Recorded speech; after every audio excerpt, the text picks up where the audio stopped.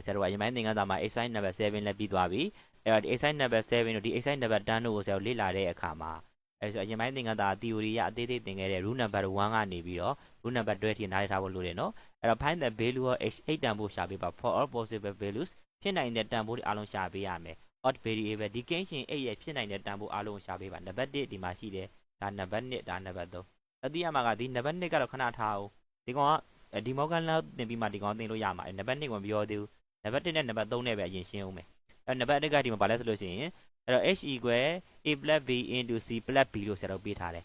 အဲ့တော့ဒီလိုမျိုးပုံစံတွေကိုဖြည့်ရှင်းတော့မယ်ဆိုလို့ရှိရင်အဆင့်3နှစ်ရှိတယ်အဆင့်3နှစ်ကဘာလဲဆိုလို့ရှိရင်ပထမနံပါတ်1အဆင့်ကိုဆရာတို့ပြောပါဆိုရင်နံပါတ်1အဆင့်ကကြတော့အရှင်းဆုံးပုံစံရှင်းရမယ်အဲ့တော့အရှင်းဆုံးပုံစံပေါ့အရှင်းဆုံးဆိုတော့ဒီမှာပုံစံပေါ့ဆိုတော့ဒီမှာအရှင်းဆုံးပုံစံရှင်းပါပြီးသွားတဲ့ခါမှာအဆင့်2ကကြတော့ပုံဆွဲမယ်အဆင့်3ကကြတော့ဒါဆိုရင်ဇယားဆွဲမယ်ပေါ့ဒီတိုင်းသွားမယ်အရှင်းဆုံးပုံစံရှင်းရမယ်အရှင်းဆုံးပုံစံပေါ့နောက်တော့ပုံဆွဲရမယ်ဇယားဆွဲရမယ်ဒီအဆင့်3နဲ့သွားမယ်အဲ့ဒီမှာတော့သွားမယ် h equal a plus b into c plus b ဒီကောင်ကြီးကိုဆိုတော့အရှင်းဆုံးပုံစံပြောင်းမယ်အဲ့တော့ကျွန်တော်ရှင်းရတော့ရှင်းမယ်ဆိုလို့ရှိရင်ဒီမှာရှိတဲ့ c ရဒီထဲဝင်မြောက်လိုက်တယ်ဝင်မြောက်တဲ့အခါမှာ ac plus bc plus b ဖြစ်သွားမယ်အဲ့တော့ဖြစ်သွားတဲ့အခါမှာဒီမှာ bc plus b ဒါဆိုရင်မိုင်းသင်္ကန်းသမားပြောခဲ့ပြီးပါပြီ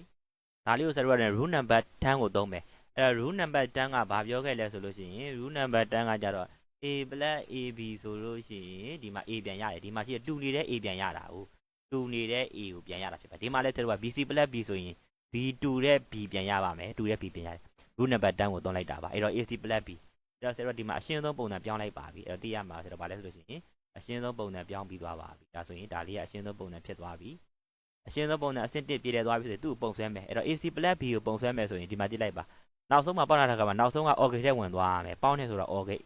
A နဲ့ C နဲ့မြောက်ထားတဲ့ကမှာတကောင် AND gate ဖြစ်တယ် AND gate ထဲဝင်ရမယ်အဲ့တော့ A နဲ့ C နဲ့က AND gate ထဲဝင်မယ် B နဲ့ထပ်ပြီးတော့ OR gate ထဲထပ်ဝင်သွားမယ်နောက်ဆုံးက OR gate အဲ့နောက်ဆုံးက OR gate ရှိမယ်ဒါ OR gate အဲ့နောက်ဆုံးမှာရလာမှာက AC plus B ရရမှာဒါဆိုရင် AC plus B ရပြီဆိုရင်သူ့ထဲဝင်တဲ့ကောင် AC ရှိရမယ်သူ့ထဲဝင်တဲ့ကောင်နောက်ဆုံးမှာဆို AC plus B ရရမှာမို့သူ့ထဲဝင်တဲ့ကောင် AC ရှိမယ်ဒါ B အဲ့တော့ B ကိုတော့တီးတန့်ထားလိုက်မယ် B ကဒီမှာတီးတန့်ဟုတ်အဲဒီမှာဆိုတော့ဒါဒီ AC ဆိုတော့ A နဲ့ C နဲ့မြှောက်ထားတဲ့အခါမှာဒီ AC ရဖို့ရအတွက်ဆိုလို့ရှိရင် AND gate ကနေဖြတ်ခဲ့ရမှာဒါတော့ A နဲ့ C နဲ့မြှောက်ဖို့ရအတွက်ဆိုရင် AND gate ကနေဖြတ်မှရဒီမှာကျွန်တော် AND gate တစ်ဂိတ်ဆဲလိုက်တယ်ဒီမှာဆိုတော့ဒီထဲကိုဘာလဲဆိုရင်စူးစမ်းနှစ်စားရှိတယ်ဒီမှာ A ရှိမယ် C ရှိမယ်ပေါ့ A နဲ့ C နဲ့ကဘာလဲဒီ output ဒီ AND gate ရဲ့ output ကိုလိုချင်တယ်ဆိုရင် AND gate ကအဝင်နှစ်ဆောက်မြှောက်တဲ့အခါမှာ AC ရတယ် AC ရသွားပြီဆိုမှအဲ့ဒီ AC ရဲ့အောက်က B ကြိုးတစ်ကြိုးရဲ့ AC နဲ့ B နဲ့ဒီ OR gate ကိုဖြတ်တဲ့အခါမှာ OR gate ရဲ့ output ကိုလိုချင်တယ်ဆိုလို့ရှိရင် AC နဲ့ DB နဲ့ကိုဆရာတို့ကပေါင်းလိုက်တဲ့အခါမှာ AC plus B ရသွားတာဖြစ်ပါတယ်ဒါလည်းပုံဆွဲပြီးသွားပြီအဲ့တော့ပုံဆွဲတဲ့အခါမှာဒီမှာနောက်ကနေစဆင်းသွားလို့ရတယ်နောက်ဆုံးကပေါင်းတာကိုလိုချင်တဲ့အခါမှာပေါင်းနေဆိုရင် OR gate ထဲကိုဖြတ်မယ် A နဲ့ C နဲ့မြောက်ထားတဲ့အခါမှာဒါ AND gate ထဲကိုဖြတ်ခဲ့ရမှာအဲ့တော့ AC က AND gate ထဲကိုဖြတ်မယ်ဒီမှာဆရာတို့ကဒီမှာAC B နဲ့တွဲပြီးတော့ OR gate ထဲကိုဖြတ်သွားတာဖြစ်ပါတယ်ဒီပုံလေးဆွဲရမယ်အဲ့တော့ဒီမှာပုံဆွဲတာကိုလည်းနားလည်သွားပြီဟုတ်ပြီအဲ့ဒီပုံကိုလည်းနားလည်သွားပြီဆိုလို့ရှိရင်အဲ့တော့ဒီမှာအရှင်းဆုံးပုံနဲ့ရှင်းပြီးသွားပြီပုံလည်းဆွဲပြီးသွားပြီဆိုရင်ဇယားလာတော့ဇယားဒီမှာကြည့်လိုက်တဲ့အခါမှာ A တွေ B တွေ C တွေသုံးခုစလုံးပါနေတဲ့အခါမှာ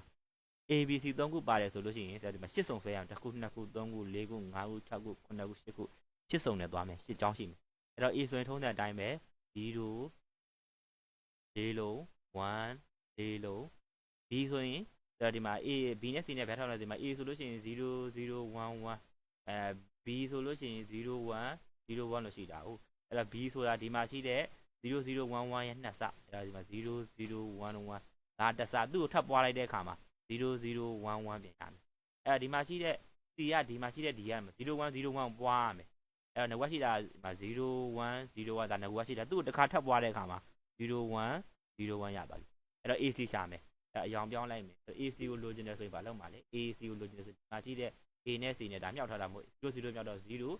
0နဲ့1နဲ့မြောက်တဲ့နဲ့0 0နဲ့0မြောက်ရင်လည်း0 0နဲ့1နဲ့မြောက်ရင်လည်း0 1နဲ့0နဲ့မြောက်ရင်လည်း0 1နဲ့1နဲ့မြောက်ရင်1 1နဲ့0မြောက်ရင်0 1နဲ့1နဲ့မြောက်ရင်1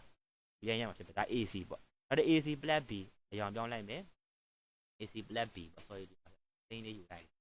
AC plus B ဆိုလို့ရှိရင်ဒီမှာရှိတဲ့ AC နဲ့ဒီမှာရှိတဲ့ B နဲ့ကိုပေါင်းပေးရမှာအဲ့0နဲ့0နဲ့ပေါင်းတယ်0ရမယ်0နဲ့0နဲ့ပေါင်းတယ်0ရမယ်0နဲ့1နဲ့ပေါင်းတယ်1ရမယ်0နဲ့1နဲ့ပေါင်းတယ်1ရမယ်0နဲ့0နဲ့ပေါင်းတယ်0ရမယ်1နဲ့0နဲ့ပေါင်းတယ်1ရမယ်1နဲ့0နဲ့ပေါင်းတယ်1ရမယ်1နဲ့1နဲ့ပေါင်းတယ်1ရမယ်ဒါဆိုဒီမှာဆက်ရသွားတာက AC plus B ရဲ့တန်ဖိုးတွေက 001101111ဆိုရရှိသွားတာဖြစ်ပါတယ်ဒါလေးဒီသူ့ရဲ့တက်မှုရရှိသွားပါပြီဒါဆိုလို့ရှိရင်ဒီမှာရှိတဲ့နံပါတ်1ကပြေလည်သွားပြီအဲဒီမှာသူ့ရဲ့ဖြစ်နေတဲ့တက်မှုတွေရှာပြီးသွားပါပြီအဲဆက်သိရမှာကဒီမှာပုံဝင်ကြည့်လိုက်တဲ့အခါမှာA ရယ် B ရယ် C ရယ်3ခုရှိမယ်ပြီးသွားတဲ့အခါမှာဒီမှာ AC ရှိမယ်ပြီးသွားတဲ့အခါမှာဒီမှာ AC + B ရှိတာဖြစ်ပါတယ်ဒီမှာနော်ဒီကောင်ဖြစ်လာတာကဒီမှာ ABC 3ခုဒီမှာ ABC ပြီးတဲ့အခါမှာ AC ရှိမယ်ဒီမှာ AC ပြီးတဲ့အခါမှာ AC + B ရှိမယ်ဒီမှာ AC + B ဒီတိုင်းစဉ်းစားပြီးတော့ရှာတာဖြစ်ပါတယ်ဒါလေးအရင်ပိုင်းသင်္ကန်းသားကသင်ခဲ့ပြီးသားပါဒီလောက်ပါ